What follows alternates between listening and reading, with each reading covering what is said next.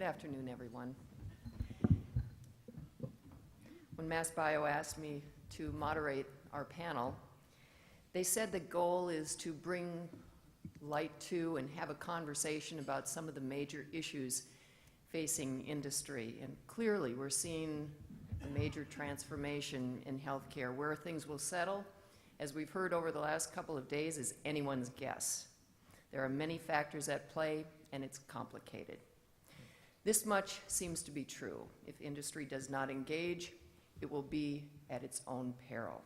Over the next hour, we'll discuss some of the hottest issues and the biggest challenges that are facing industry. And joining me for this conversation are Amir Khan, Managing Partner at Polaris, Dan Durham, here, Executive Vice President of Health Policy at Bioinnovation Organization, of course known as BIO, and Paris Panayotopoulos, who's the President and CEO of Ariad Pharmaceuticals, also joins us. And we want to hear from you.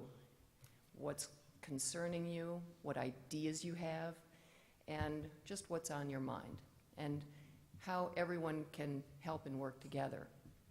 So about the last 15 minutes of this hour, we will turn to the folks that are walking around with the mics and we'll entertain your questions. The panel has expressed an eagerness to do so.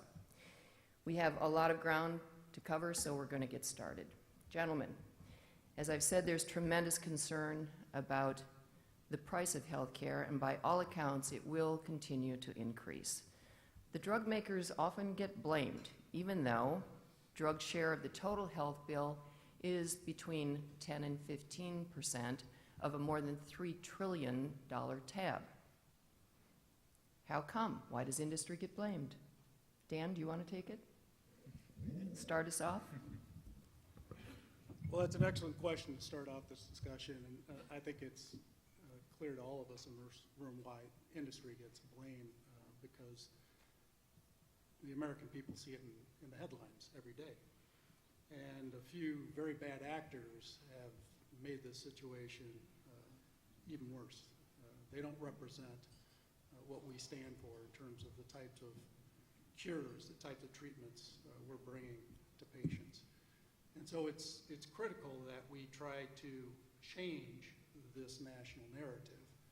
And that's what BIO is focused on. Just earlier this year, we launched our value campaign. And it's built around a very comprehensive multimedia strategy that's focused on time. Time is precious. And the message there is the types of biomedical innovations that we're bringing to patients gives them more time with their loved ones, more time to do the things that they want to do in life. And we're finding that that is starting to open the ears to the public and to policymakers so they listen to the rest of the story. And I think that's key, to really get out there and talk about what you're doing and how that can change the life of patients and give them more time. Paris? I think, there's obviously no secret the criticism we've received as an industry. I put it down to two key factors. By far, the biggest weighting is on the pricing, the drug pricing that you mentioned. And yesterday there were a lot of good discussions on that. I don't want to revisit all that again, but I think, we have to, as an industry, take some accountability for the fact that we have to be better at clearly and in a more sophisticated way communicating the value that we bring to patients and how we communicate, not taking an antagonistic approach with government, but really convincing them and working with them on how aligned our goals are on driving patient value, but also the U.S. economy as well as a whole, and we shouldn't forget that. Really agreeing with Dan is, the bad actors, as you call them, or the renegades, or whatever. I've heard a number of names for these companies, and again, going back to communication with the government to help them to understand that none of us, if I haven't spoken to anyone, whether it's big, mid, or small cap pharma biotech, who agrees with that approach that those renegade companies have taken. So to help them to understand that when you look at our R&D expense over sales ratios or profits, that most of us believe in an innovation model and drive that innovation for the good of patients and society. And there are only a very few of these bad actors out there, and we as a MassBio, as pharma, simply don't agree with that approach. So I think better communication with the government is absolutely required. It's as Congressman Neal was saying yesterday or earlier, it's a sophisticated issue, but we have to work together to simplify it to the degree possible and to find ways to, again, not take an antagonistic approach, but really work with the candidates, understand their perspective, and help them to understand what we bring in terms of patient value and value to the U.S. economy as a whole. Amir, before you respond, a number of people have mentioned over the last couple of days that a lot of the simmering resentment came to light around Shirelli and the Valiant story, right?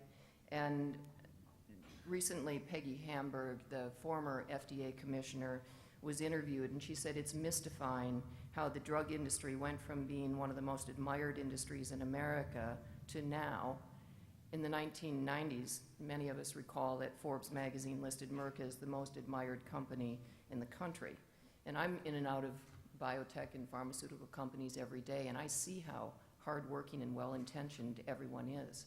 So this dialogue that we're hearing from the candidates, Hillary Clinton and Sanders and Trump, it seems to me, untapping this, or tapping into this simmering resentment for many, many years. I don't think it's just so new. And Amir, I'd be interested in your responding to that. Sure. I assume people can hear me.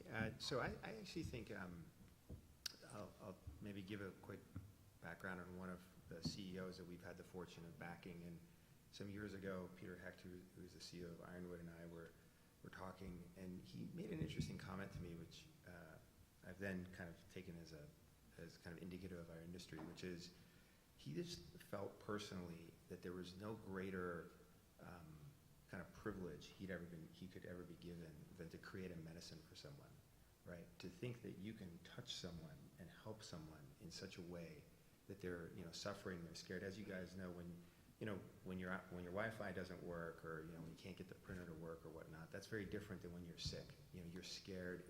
There's just a lot that happens emotionally when you're sick, and someone comes in and saves you with a medicine.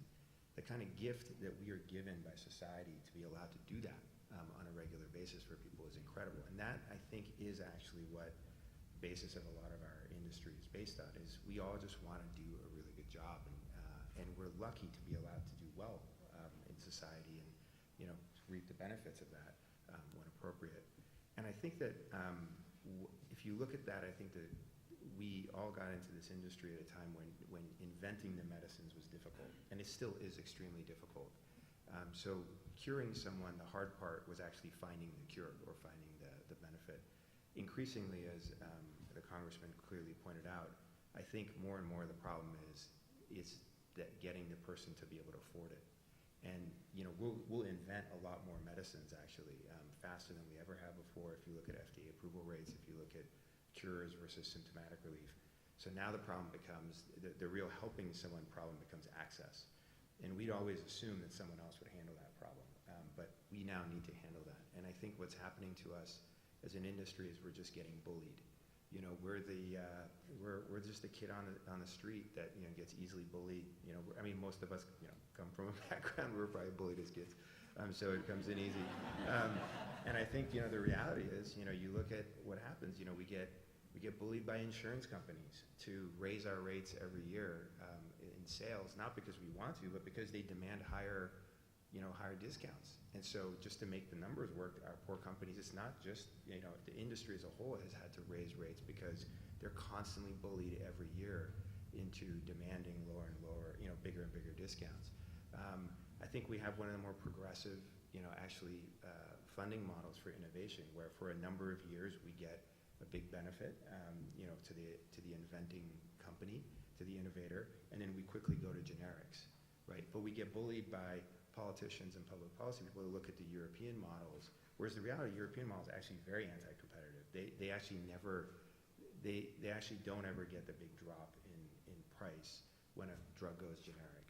So if you really looked at the stats, there are so many statistics that are on our side in our industry. And as scientists, we just point to those statistics. We're 10% of the cost.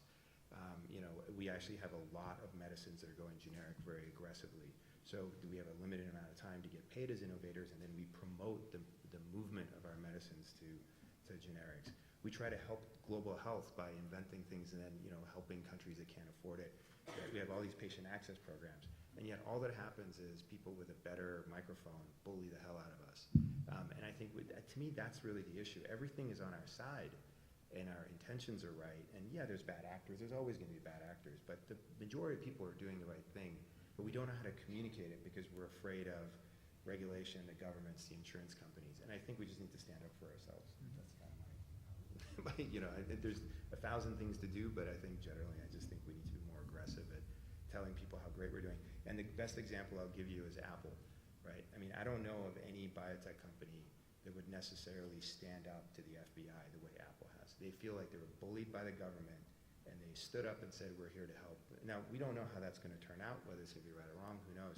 But they were willing to put everything on the line and not get bullied by the FBI or the government in their mindset.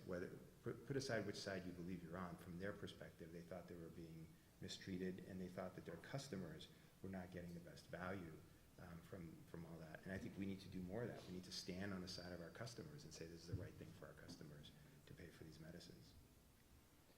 So if it's about, I described what I have heard from so many people as it being a simmering issue for the American public for a very long time. Amir, I'm hearing you're saying you're just being bullied. So somewhere in the middle. Well, no, let me clarify. I do think it is an issue. I think we need to, the same way we've used all of our intellect and creativity to solve to find the cure, we need to also use all of our energy to make sure that medicine gets in the hand of the patient at a price that the patient can afford over the time period that they can afford, and improve their lives and make more money, pay more, get more income, pay more taxes, and help everybody. I mean, that's really, the reality is when a person is healthy, they cost a lot less than when they're sick. And when they're healthy, they make a lot of money, and they pay a lot of taxes to the same government officials that are beating us up every day. So we are doing the right thing for everybody. We just need to communicate in a way, and we need to prioritize not what we give the insurance companies, who, by the way, do very little underwriting anymore. They're basically payment processing systems now. But rather, work directly with the individual person who's having to pay the copays, or the individual, self-employed, self-insured employers, the government agencies. It just really get to our customers and figure out how much they can afford and how do we get it to them in the right way. That's what I kind of feel like everything else is, we're just getting beaten around. So there is a problem. I mean, people have a right to be angry because they can't afford these medicines, but we should solve that problem. So why isn't that story getting told, Dan, or loudly enough? Why are you letting the presidential candidates tell the story and the media pick it up and run with it? Well, we have to continue to respond to those stories, and that's what we do at Bio on a daily basis. And companies are doing that too. You probably saw the op-ed that John Lechleiter from Eli Lilly had in the Wall Street Journal just last week. He said, look, this focus on list price is just wrong. And he went and looked at his entire product line and said, the government programs like Medicaid get more than 80% discount off our list price. And on the commercial lines of insurance, they get a third off on average. So he's out there saying, look, this focus on list price is not correct. This is a competitive marketplace. There's negotiation going on, and there are government price controls on Medicaid and 340B. that all have to get factored in. So I think that was very illuminating that he was willing to get out there and talk about that in his product line. And I think we need to do more of that to help clarify this issue. He also talked about working with health plans on value. They want to focus on value-based payments, and we're coming to the table there, and a number of companies are doing that. But there are legal barriers that are preventing us from doing more of that. We've got the FDA requirements that we have to only focus what's on the label and can't get out there with truthful, non-misleading information about our products, both pre-approval and post-approval.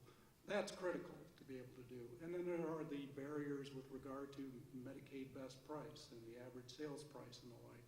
And so I think there are areas where we could work together to ensure that we have a more progressive regulatory and legal environment to really stand behind the value of our products and do that kind of contracting that's more meaningful. So let's talk about value-based pricing for drugs. One of the panelists said yesterday that a number did today as well, determining value is an enormous analytic challenge. So who measures it? Is it the payer, the provider, the patient's family? So I'll take a shot at one thing, which is I think we look at cost. Well, payers look at cost because they're, again, kind of middlemen, right? And so their whole big thing is the more complicated the system, as far as I understand, the limited way I understand the whole payer universe, a lot of their revenues come from administrative fees. So the more complicated the system, the better for them. It's a little bit like if we had a very simple flat tax that just took money straight out of our paychecks electronically, none of us would need accountants, right? So it's kind of the same thing where, if the system is too simple, you can work directly with IBM or Safeway or Boeing or some direct payer. So I think that their interest is cost. But I always look at it like my parents. We had a telephone when I was growing up in our house, and I can promise that I probably pay 5 to 10 times more for the phones in my house than my parents paid for the phone in their house. So the idea that over time, as technology gets better, prices go down is kind of illogical, actually. What happens is you just get a lot more for, I'm getting television out of my phone, and God knows what else my kids are doing with it. And so, the reality is I don't even think of it as a phone anymore, right? And I think that's the way we need to think about these medicines. And I think that if you're a person who was suffering from hepatitis C and have been cured and can now live more vigorously, work more vigorously, et cetera, the definition of value for you is very different than your insurance company.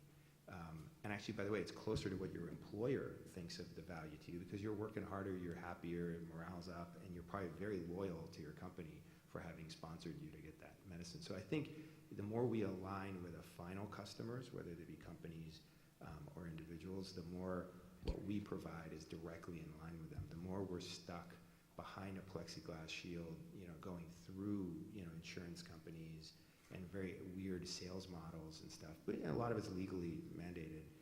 The more it's hard for us to tell our message. So that's Paris should really talk about this, actually. Yeah, I think value-based pricing, it's quite encouraging, actually, that, there have been some public pilots out there by a few companies. I think, frankly speaking, I don't think that the accounting processes of either most of our companies or the payers are set up for models where if a drug works in 2 years' time, there's a payment, and if it doesn't, there's no payment. So the short-term accounting processes are really something that stands in the way of value-based pricing. But again, it's very encouraging to see these pilots starting to happen. There's healthy debate between companies and payers, and we'll see how it evolves. I wouldn't bet my house on having solved that problem by the end of this year, but we're watching that one closely, and hopefully sometime next year we might be in a position to have made significant progress and to reassess. Dan, I don't know what you... Well, I agree, and I think, too, we need to take a more holistic view of value across the healthcare system.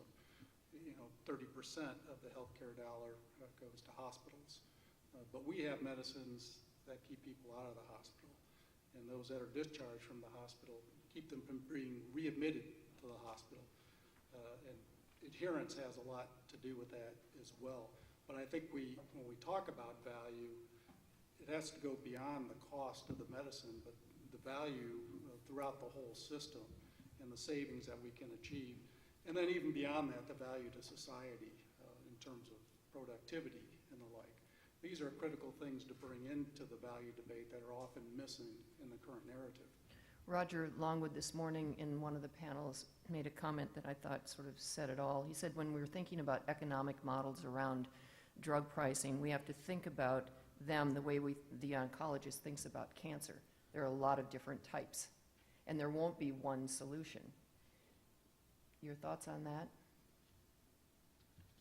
You're all nodding. They agree. Okay, next question. Very good. I'm glad I got it. Do you think that we will ever need to consider right now there's some frameworks that are being developed by Sloan Kettering has developed one, ASCO, NCCN has developed a framework for, putting numbers in and coming up with a number or a price. They're all different. And in other countries, as you know, the UK has NICE. I mean, will we ever see something like that in terms of the federal government here getting that involved? It could be ICER is the one that you're referring to, which has a sort of cost-effectiveness type approach. It could be. There's benefits and drawbacks to both of those systems. Personally, I don't see that happening within the next year or two. I think that lacking the sophisticated approach to pricing as a whole, I think we are a long way away from seeing that on a wholesale level across not just oncology, but in other therapeutic areas as well. Well, I think what we're seeing from the Centers for Medicare and Medicaid Services is that the threat is real. They recently proposed a rule for Medicare Part B drugs that are physician administered to change the current reimbursement methodology, which is currently based on a competitive price, average sales price that is negotiated in the marketplace, net of rebates and discounts plus 6%. To help pay for oncologists and other physicians that administer these drugs in terms of their cost for storing and administering them. They want to change that to a flat fee of 2.5% initially, plus per prescription cost on top of that. And then their phase 2 is to introduce these, what they call value-based arrangements, and they refer to things like the ICER model as a way of measuring value. And so we have significant concerns about that. We're working with everyone in terms of our allies, MassBio and the like, to have them withdraw this rule, because it really will have a major impact on patients in terms of their access and in terms of innovation to therapies. And the oncologists and other physicians are on board as well. They really see this as a real threat to go with a nationwide demonstration that really isn't based on value. It's just a heavy club that the administration is choosing to use to say they're doing something about prices, but we think it's terribly misguided. And the ICER model takes a very short view in terms of how they measure value. They don't look more broadly over time with regard to the true value that these medicines are bringing, again, across the healthcare system and to society more general. So I think we need to take a close look at those types of models, because it really depends on what assumptions are being made, and often it's a black box, and what data is driving those models. Dan, I just want to follow up with that, because the Sloan Kettering model is called drug abacus, and Peter Bach from Sloan Kettering wrote about it in the Harvard Business Review recently, I guess it was last fall. And I'm not going to go into the detail of what he wrote about. I mean, they've developed this framework, and but he was very clear about the complexities around it. And I haven't heard anyone say we can't solve this problem. I mean, it has to be solved, and it will get solved. You can't have someone like Kate Marshall standing on this podium yesterday, and we see that beautiful 15-year-old who is, for the folks who weren't here, who has cystic fibrosis. I mean, it was remarkable. You weren't the only one in the room crying, Bob. It was a remarkable moment to see her. So we all want it to happen. We all want these great medicines to happen. But the complexities, one of them that he mentioned, or one or two that Peter Buck wrote about, for instance, drugs that allow, if you think about how drugs are valued, and if you look at long-term savings, consider this. How would this drug be perceived? For instance, drugs that allow leukemia patient to get well enough to have a bone marrow transplant. Well, where would that, if you put that into the framework and tried to come up with it, would it be accounted for? It would be like, well, it's going to cost a lot more. Would that kick that drug out? And then what would happen to that patient? And another one, I mean, Dan, that you said, he points out that we pay too much for most types of care in the U.S., not just drugs. So pricing a particular drug according to how well it prevents an overpriced hospitalization doesn't make sense. We need to be holistic, as you said. So it is very complex, and it certainly won't happen. Someone here referred to it as a journey. It was Peter yesterday. Peter, I can't remember his last name, but he had a lot of insightful things to say, and he talked about, that it will indeed be a journey. And it's just, there's these tensions that have to be resolved, and people have to come to the table. And I think I asked, either when we were chatting earlier or here, who's going to do that? Who's going to bring everyone together? It's happening with Amgen and Harvard Pilgrim, Novartis and Cigna, but who's going to bring everyone together if it's not going to be Bob Coughlin? Which it could be, by the way. We know that. Your thoughts, Amir? I mean, you would have thought, rather than taking a negative view, government, at least in the case of hepatitis C, would have taken a positive view of bringing everybody together. A lot of those patients unfortunately don't have much of a voice in the economy, and I think that's kind of a part people don't talk about as much in that debate. A lot of them are paid for by the government in one form or another, and instead of complaining about the cost of the medicines that various innovators in that market brought, Gilead being kind of prominent in that, the governments by and large have basically complained, just complain, threaten legal action, et cetera. And it would have been such a different debate if they had said, thank you, industry, Gilead, whoever, for curing these, curing a large percentage of the population, for handling a big public health problem, right? Because, obviously there's a herd immunity issue that happens. If you can eradicate all the HCV in the United States today, by, 2 weeks, 12 weeks from Tuesday, the next Tuesday, you essentially prevent further transmission. So the overall cost goes down. You help a whole lot of people get back to work and, live much more fruitful lives. And oh, by the way, this is worth X. Our bean counters have, kind of figured it out, and we could have a nice debate about what it's worth. And this is how we'd like to underwrite it and pay for it. And there's plenty of methods by which large public health or initiatives are paid for, or public initiatives are paid for through public-private financings. I mean, you built the Verrazzano Bridge. You raise a bond. I mean, you can do so many wonderful things, right, to help so many Americans and not get into just a mudslinging contest. And it could have been so inspirational, such a miss by government to be able to stand up and help all of us and applaud our industry for doing something that we did out of, kind of a public good, actually. You're trying to cure people of their, hepatitis, and then disseminate that and get credit for it. So to me, I think, we are looking for a leader. That leader is not emerging, and I hope that pharma companies plus insurance companies can become those leaders. But boy, there was an opportunity missed there in my mind. I would agree with that. I think to your question on how do we do it all together rather than individually, I think, certainly MassBio helps, bio helps, pharma helps in doing so. We have to, I think, refine our messaging and refine our plan on how to, again, be more simple in a very complex topic. But at the same time, I think, there has to be an individual approach as well from a company point of view, because take oncology, for example. So, there are indications in oncology, more in the sort of breast, prostate, lung area, where the patient population is rather big.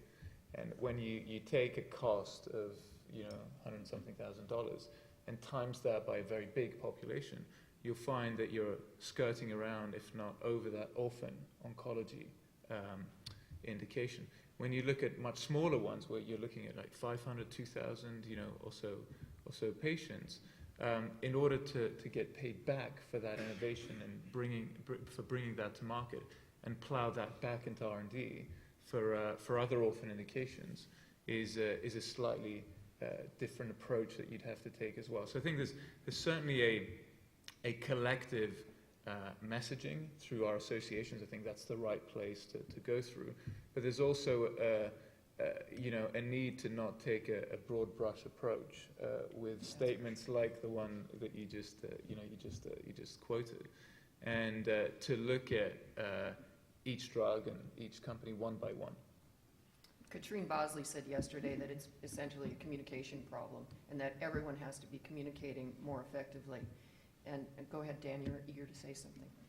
Well, I think all very important points, and I would add to that we need to build champions. We need to build champions on Beacon Hill, on Capitol Hill, and that requires us getting out, your companies, to talk to your members of Congress, to talk to your state legislators so they understand the investment you're making in research, how long it takes, what a struggle that is, what a high risk that is.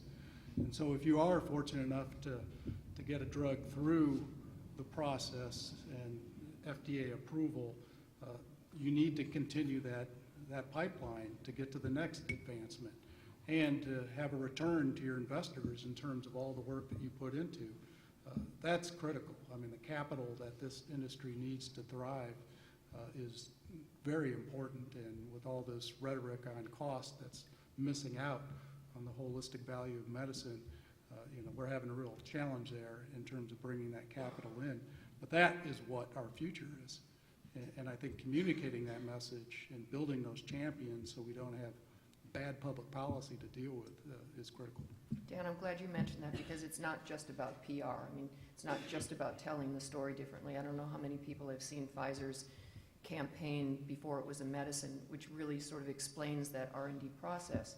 But someone in industry mentioned the other day to me that just as you said, that there needs to be an active campaign to get to key members of Congress so that they're really educated. And God help us, we've got to do it before Alzheimer's blows up in our face, because that's a tsunami coming at us that we're not talking enough about. Let's talk about the FDA. There's a new FDA commissioner. He's arguably the most industry-friendly commissioner in a very, very long time. How do you think that this will translate? I've talked with people who know him very, very well and say he's very fair, he's very smart. He won't be more friendly to industry, but he will understand. So what do you think the impact of that understanding will be, Dan?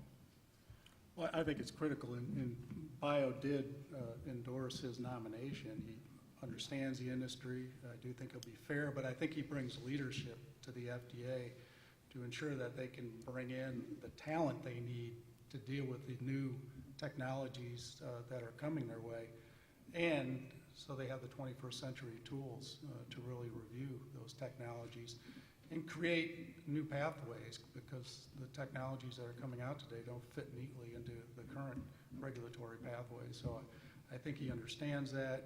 I think he'll be a good leader, and we are certainly working with him and the rest of his staff at the FDA. We're very positive about the FDA generally.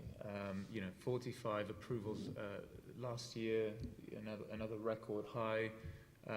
Being an orphan oncology company, half of those were orphans, about a third of them were in oncology. So, we see generally the interaction with the FDA getting better, the speed of approvals getting better. So generally we're very positive about that. Dr. Califf specifically, look, he's a physician, he's a researcher, he's done clinical trials with industry, he's published a lot, he's very prolific in his publications. So I think he brings that great mix of being a very very credible physician, academic, as well as someone who's dealt with industry before. His priority is hiring and retaining, right? So I think that Dr. Califf aside, it's again our responsibility to get close to the people who are doing the hard work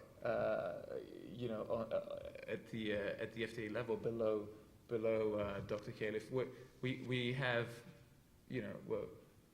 positive that he'll drive a culture of that collaboration, of course with the appropriate distance. But at the end of the day, it's really about hiring those people, retaining them, and for us to be able to work with them in a way that gets these drugs out to market as quickly as possible. That will require pushing through new policy, though, because of, well, we all know, I mean, they're paid about half what industry pays. They have to divest their portfolios of any potentially conflicting investments. I mean, there's a whole list of reasons. It takes 6 months. Once they identify a candidate, it takes 6 months. Who's surprised by that, right? To get someone in the door, and by then they've gone off and been hired by somebody else. So the challenges are great, but everyone seems to think he's the guy to do it. Amir? No, I couldn't agree more with the comments before. I would say that we don't do enough to recognize and applaud the FDA for their role the last, since really 2009, 10 or so. We all look at this latest biotech boom and view it as some, something to do with, investors and innovation and et cetera. I think a lot of it has to just do with the fact that the FDA reformed themselves. It took a while for that to kick in, and the rate of approvals, and not just approvals for the sake of approvals, but approvals of really important medicines. This goes back to my point about government. When government shows an inclination to inspiration, direction, and transparency, the country can follow, and it can lead to great things. The last, group of leaders at the FDA were very clear in saying what they wanted. Breakthrough drugs, really innovative drugs. This is what we're looking for. No more Me Too's. We're going to make it hard over here. We're going to make it easy over here. They were amazingly transparent. Lots of programs where our companies can get a lot of feedback from FDA, and so, and guess what? The results are, written, in the better, the benefits patients are, getting from it. And so I think we need to celebrate them more as an industry, and because here's one example where actually a branch of government actually kind of laid out a path, and we followed it, and it all worked out great.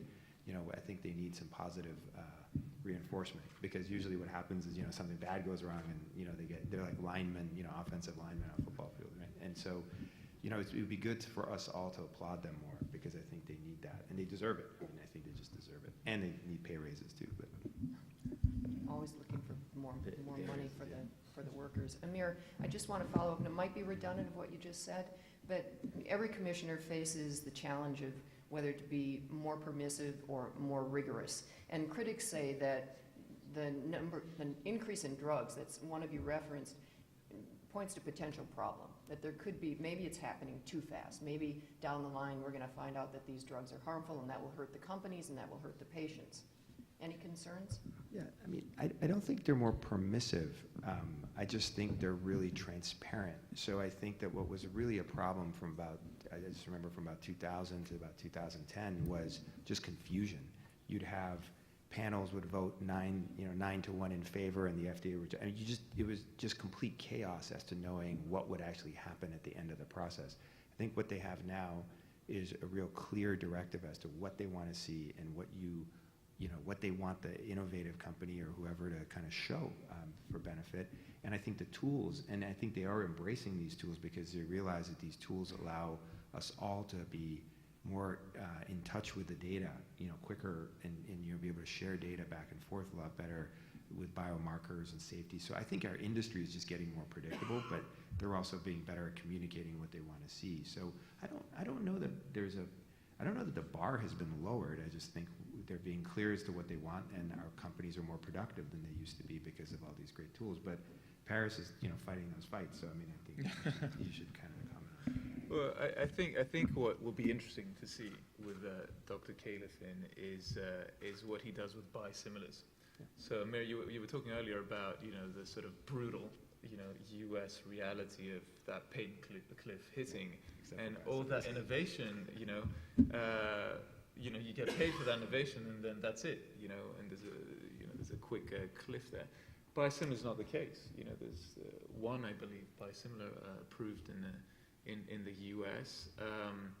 It's interesting now. Most companies, or larger pharma companies, have an interest in biosimilars themselves. So it's less of a sort of protectionist approach. So it'll be very, very interesting to see how if that accelerates. because when we talk about drug costs, that could be a way to alleviate partly the yeah. Dan, you live in DC, you've got your ear on the sidewalk there. Are you hearing anything different than Amir and Paris have shared? No, I think they have very, very good insights there, and I agree on the biosimilar front. The IMS put out a report just the other day showing the potential savings of over $100 billion by 2020, but that relies on, an FDA pathway, and I know they're pushing through on guidance there, but there's more to be done to make sure that the system works as intended. All right. Moonshot. President Obama has let it be known that he will ask for $1 billion in the 2017 budget for a cancer moonshot with Joe Biden at the helm at mission control, as he says. So what do you think? Are the expectations too high? Or should it be called a moonshot? I mean, with the moonshot, we could see the moon. There it is. Let's go. It's an engineering problem. But There are Dan, hundreds or thousands of targets for cancer. Dan, you're probably more equipped as a policy expert to answer that. But I mean, obviously there was a bit of overclaiming. Let's cure cancer is something that maybe in messaging was a little bit of an overclaim. But they have also some very concrete goals. There's I think one of them, and you'll correct me, I'm sure, Dan, is that 20 indications in cancer started and completed by 2020, looking at the right drugs and the sequence of those within those indications is a concrete goal. That's 4 and a bit years away, and I think they can achieve that. So if they can focus a bit more with those concrete goals and walk away a little bit from the sort of sensationalist kind of messaging, I think the initiative would gain more credibility. Saying that, I'd love to hear your view on that. I heard this morning the White House was talking about a Mars shot, what turned out to be an April Fool's joke. Look, it is aspirational. It'll be challenging to achieve, but just like with the moonshot, just like with the Precision Medicine Initiative and the Brain Initiative, at the base of it all, it relies on the innovation that comes from our industry. And we can't have it both ways. We can't have politicians continually bashing the industry about costs and list prices, and at the same time saying we want to achieve these great goals that rely on investment in the innovation that you all work on to achieve those goals. So I think it's important that the administration has put this out there and the vice president, but I think they truly recognize that the answer comes from the innovation that you deliver, and that has to be part of our messaging, that we agree with them. We think that this is critical for patients, but we need a thriving industry, and we need capital markets that'll invest in what we're doing to achieve these goals. At the World Economic Forum, Joe Biden had a panel of experts, and every single one of them said the key to it being success is pulling together all the data. And I love the data story, and there are troves of data. So what do you see being the challenges of being able to really maximize that? With regards to cancer, or with regards to all of healthcare? With respect to the moonshot, I guess the Brain Initiative, Personalized Medicine Initiative. Yeah, well, I mean, I think, data, I think data is kind of the new form of innovation, right, in some sense. It's all around us. Every company and whatnot is worried about their data and innovation and policy, I suppose, or how they're kind of maximizing their big data for whatever. I think, you really have to dig in detail by detail. I think there's a tremendous amount of data being generated. We are going to craft over the next 20 years a whole bunch of policies, both business policies as well as rules and social policies as to who owns the data, how the data moves around, how do we use the data, what's right to use, what's not right to use. A lot of that policy creation will occur, as it usually does, by mistake. There'll be someone's data will get breached and some rule will pop up and somebody will abuse it and something will happen. And, it'll just be kind of hodgepodge. But at the end of it all, you kind of believe that more data generates, better outcomes for patients. We'll have a, really robust use of data. So I don't know that you can kind of policy it from the top, because the data is being generated everywhere. And there's not like one way to kind of use it, and there's not one appropriate way to use it for each of these applications. So we have a lot of data businesses, healthcare data businesses in our portfolio of different kinds. They all view, just a simple question of like, who owns the data is viewed totally differently depending on which company you talk to, because it's in one person's interest to own it, and it's another company's interest to have it not be owned by anybody. And so we just got to sort through all that stuff. I don't know that there's one policy that can do And it. there's not one platform. Right now there are 12 trillion different platforms, and they're all very, very expensive. And by the way, in the budget that I looked at, there was only $5 million for data stuff, which is, of course, not very much. Dan, your thoughts on the data stuff around this? Amir brings up a huge issue. Who owns it? How does it get collected? Who collects it? Where does it sit? I think there are clearly challenges there, and I'm not a data expert, but I think finding a pathway forward where we can get beyond the ownership issues and get to the meat of the matter in terms of interoperability of the data and sharing it across systems. So I think in the end, we all want to achieve the same goal, the best information for patients to help them get better. But we've got a long way to go there. That's for sure. Actually, Peter Newman said yesterday, he's from Tufts. I don't know if any of you were in his, or heard what he said. He said data scientists will be more important than biological science, and 10 years from now, he'd rather be treated by his mathematician than his practicing physician. So I thought that shed some light on where we're going with data. It's a couple of minutes after 12. We're going to end at 12:15. So any questions from the audience, please, while we've got our expert panel here. Hands up, right here in front. Great. Maybe till the mic is coming up. Good.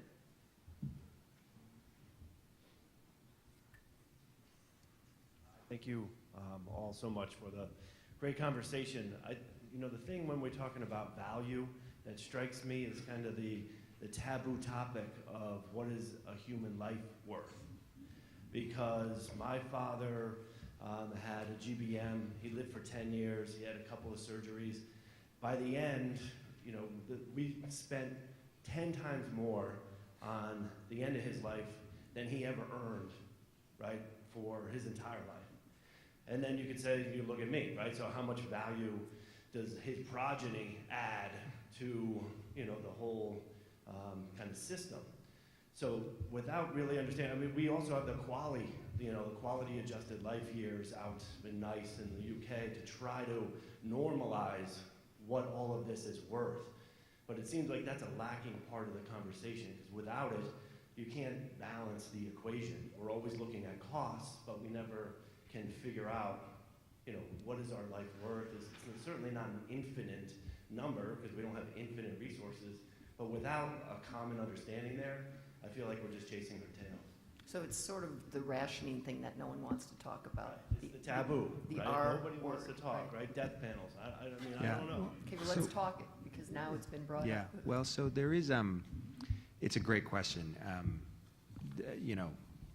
I'm going to take your question as its economic version, because there's other ways that you can value life. But the economics of it have actually been studied, to my knowledge, only one time rigorously. I don't know this abacus business, but only one time rigorously. And there was a group of economists, one from Chicago. They had no dog in the hunt. They're basically just, economists.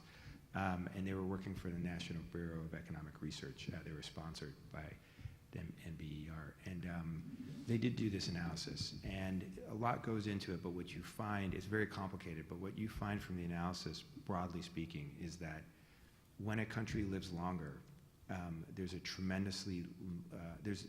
incredibly more value in saving a life when, and actually morbidity, well, let's talk about mortality and morbidity.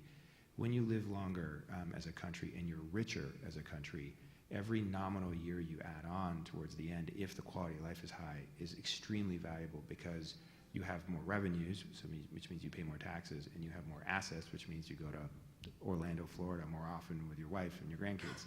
And so there's no question that as a country gets richer and invests in becoming longer, as it becomes longer living, it becomes richer. As it becomes richer, it wants to be longer living.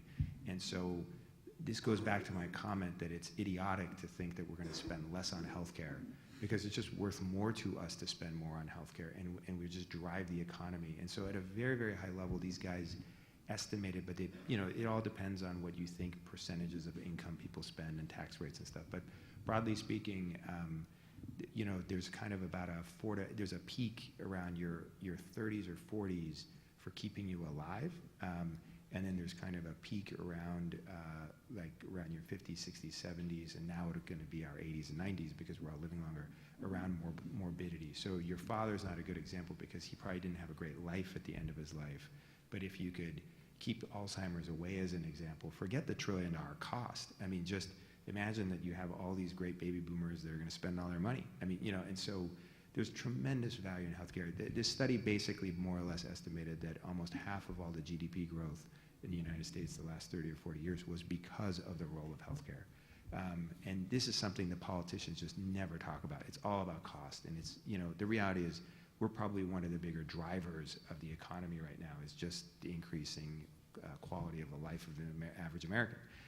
And so anyway, I don't know if others, and there's a lot of really important statistics. We can send that paper around if anyone. It's very, very technical, wonky, and hard to read.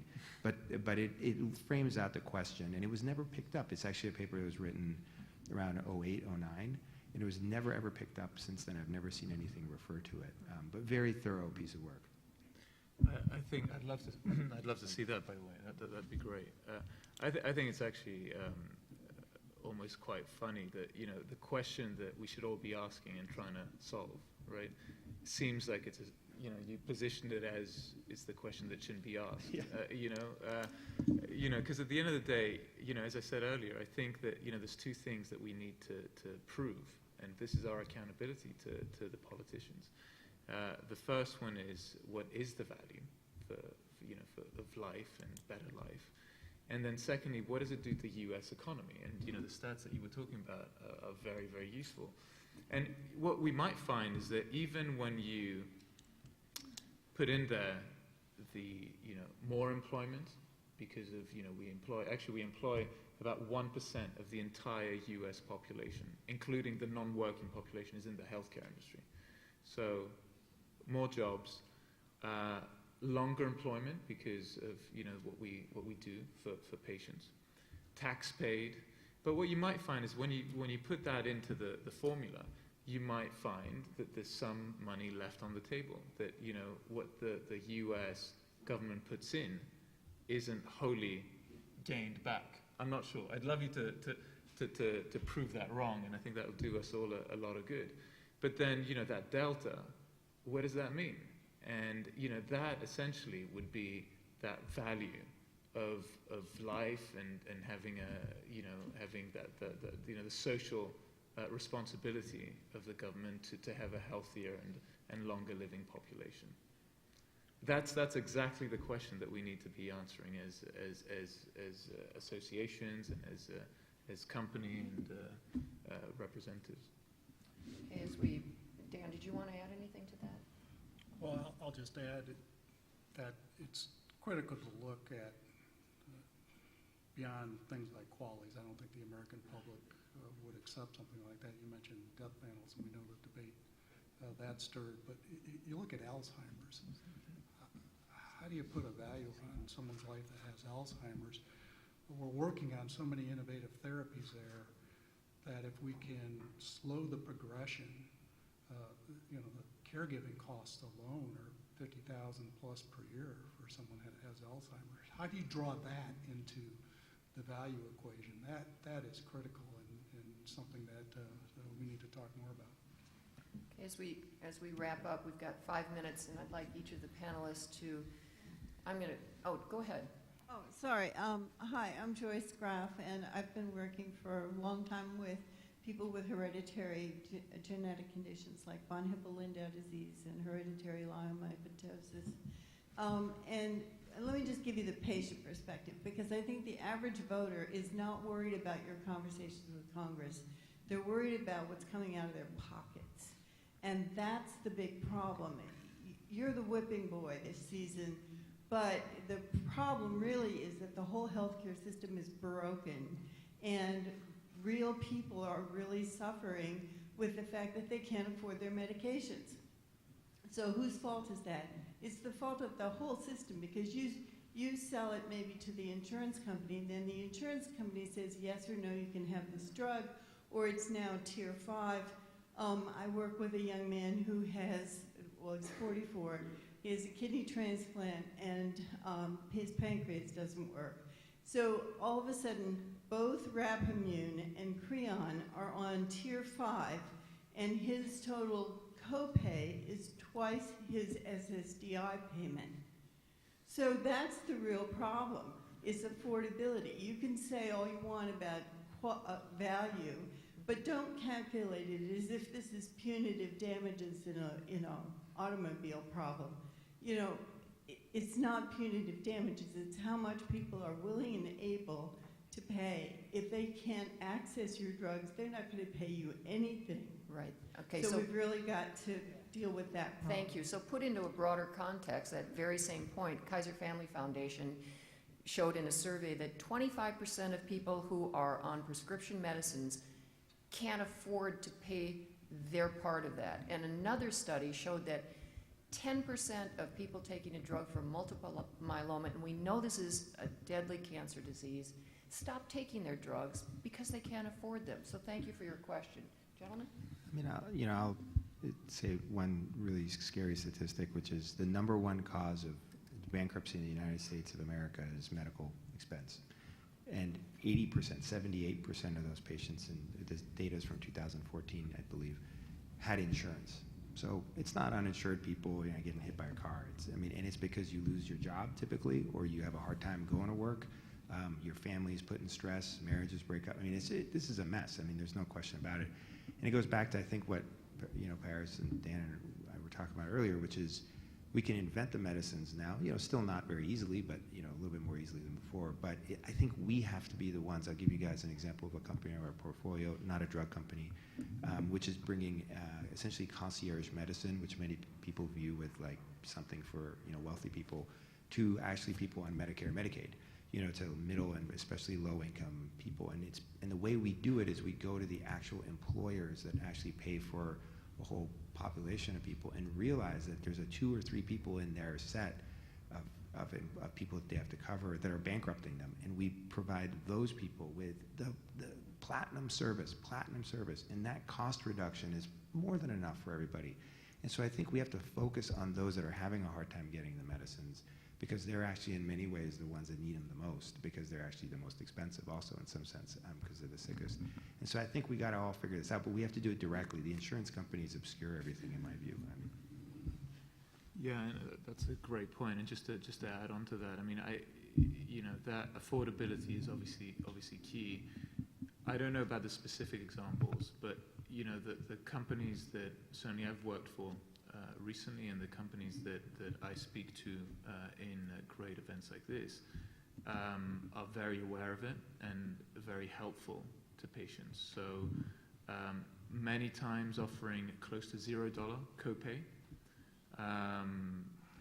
working with patient assistance programs that supply free drug to patients, having support lines, you know, so nurses in the field or call centers and what have you to help the patients, reimbursement services to help them connect up with an insurance that's going to help them.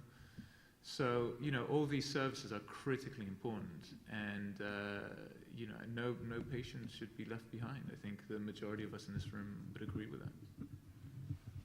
Excellent point, and I would add that health plans have a very important responsibility here as well. There are laws against discriminatory benefit design, and I saw a recent study that the Harvard Center on Health Law and Policy Innovation, they examined all the exchange plans in 14 states and looked at the formulary coverage and the coinsurance and the tiering that you mentioned, and we're really alarmed by some of the discriminatory benefit designs for people who are suffering with HIV/AIDS and hepatitis C. And they're looking to move forward in terms of lawsuits in some of these cases as well, where putting all or most of the drugs on the highest tier, where the patient has to pay 40–50% coinsurance, and part of the goal there is to keep them from enrolling in the plan in the first place. That's a real challenge. I think we have to uphold the law here in terms of ensuring that health plans aren't discriminating. All right. I'm getting the big "it's time for lunch" moment sign. So I just want to thank Amir, Paris, Dan for your thoughtful comments, for your questions, for your attention. And if I could channel my inner Bob, I'd say, go engage.